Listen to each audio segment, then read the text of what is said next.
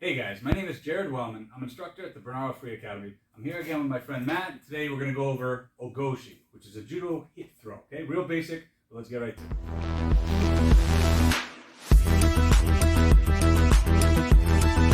So here's the move first. A lot of times we'll be offset like this. What I'm going to look to do is get a wrist grab.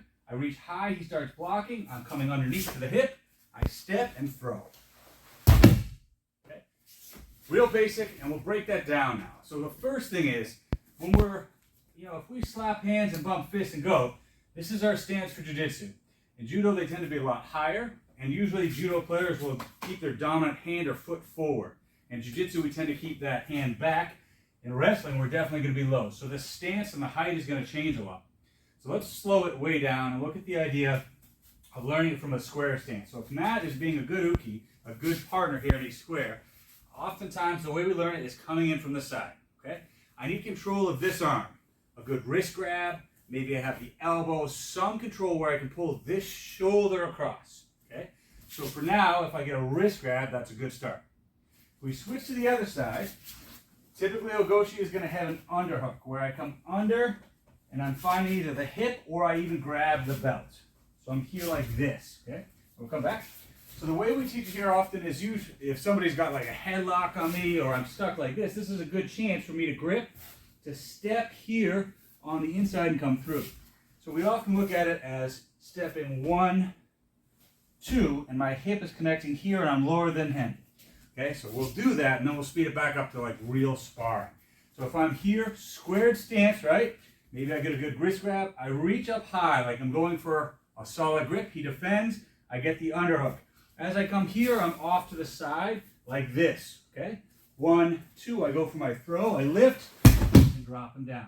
Notice he's coming in front of me, not on the side, he's coming here. Now I have an arm bar, I'll go to side control. Thanks, Matt.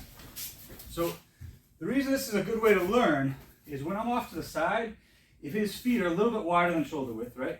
My goal here is to keep my shoulder from turning back. I don't want to be out, I want to keep my shoulder tight, this arm across, and my feet need to be inside his feet, okay? If I try to do this, which is common, a lot of people want to think of like throwing them here. My hip's on his inside hip. And if he just kind of keeps a good solid base, this becomes very hard, and then I expose my back. But if I step 1, 2, now when I lift, very difficult for him to defend because if the throw's already there, I'm going to roll him down the front of my leg. So I hope that makes sense. I'll do it one more time slowly, and like I said, we'll go back to an offset stance. So starting from here, I want to make sure I have a grip like this. Sleeve grip, wrist grab, elbow, something to pull his shoulder.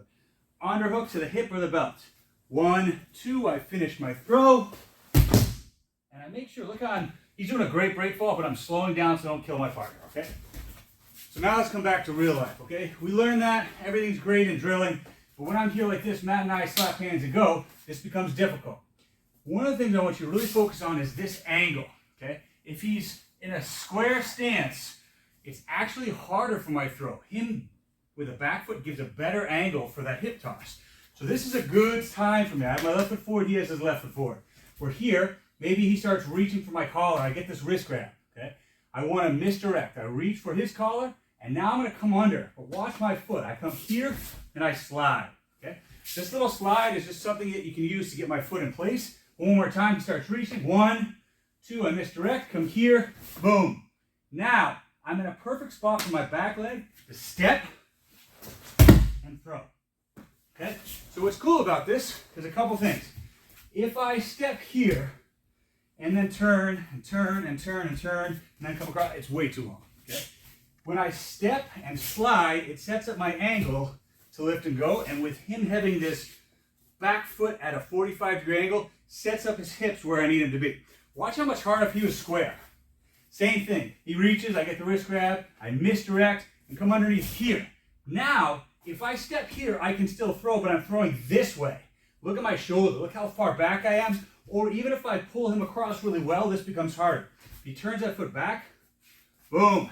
Now my angle is here. So that's what I want you to think about as far as when is a good time to use Ogoshi, this hip throw, when we're offset. Okay, if his right foot is forward, we switch. This is like, yeah, come forward like, yeah. That means I have to throw him that way. So imagine if I come in here, I have to circle all the way here. And you can see what a change that is. So, that in mind, we're offset. We have lower stances. I need wrist control and an underhook. That's my setup. Maybe he reaches, wrist grab. I want to reach high to expose that underneath the shoulder, that underhook. I underhook, come through. Here's my step to the far hip. I'm beneath him. I lift. I throw. He break falls. And right here to an arm bar, I can step over, or I can go to side control, or whatever kind of finish I want. So just basic concept, the hip throw, the Ogoshi from Judo. Try it out. Hope it works.